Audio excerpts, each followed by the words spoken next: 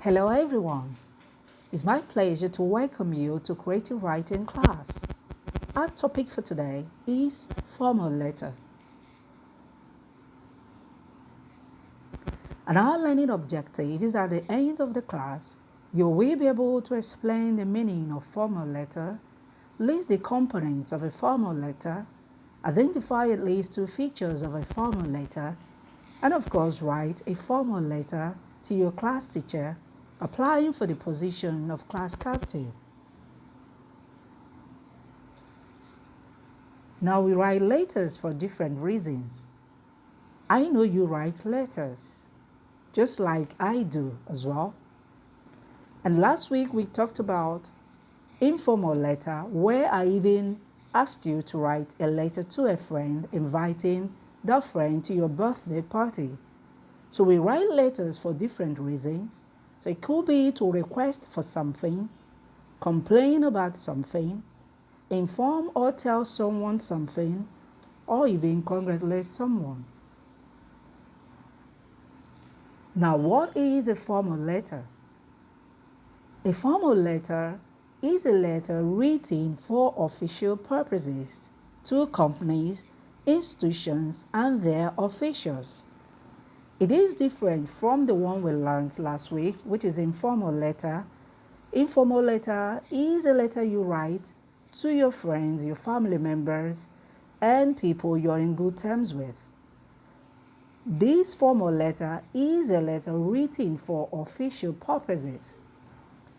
And it is to institutions, it is to companies, and of course their officials. It is usually written in an official language or tone. Whereas you write an informal letter in a friendly tone, and you even crack jokes there, in this formal letter, you do not crack jokes here. You do not use slangs. You write in an official language or tone. And examples of formal letter include complaint letters, employment letter, or application letter.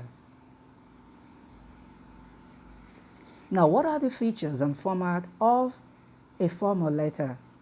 Number one, like I've hinted before, it makes use of formal tone and language, meaning that you do not use slangs or jokes while writing this kind of letter. It has 2 addresses, the sender's address, the sender being you, the writer, your address, and the recipient's address. The recipient there is the person you are addressing the letter to. And of course, it has date. There is the opening greeting, which is a salutation, and the body of the letter, which is the content, your purpose for writing the letter, and of course, the closing. Now, before you on this slide, you can see a sample of a formal letter. You can see the address, the right address of the writer, meaning your address on the top right-hand corner of the page. Underneath your address is the date of the letter. After you've written that, you move to the left-hand corner of the page. You will see the address of the recipient, the person you're addressing the letter to. That is the spot you write the person's address, and of course the salutation. Here you put their Mr., you put the person's name if you know the person's name, or their Mrs., you put the person's name, and in case you do not know the person's name, you use their Sir or Madam. After that comes the body or the content of the letter. This is where you write the purpose of the letter. After you've written your purpose, after you've written your letter, that is the body of the letter, you now sign off your letter, of course, in an official manner, and of course, include your name. I hope you've enjoyed the class. This is where we wrap it up for today. I hope you've enjoyed the class, and should you have any question, please do not hesitate to reach me through Mom and Dad, and of course your question will be answered. I have also included an extended work for you there. There's a YouTube channel where you can watch and get more knowledge on the use of formal letter. Of course, get more knowledge on how to write or present formal letter.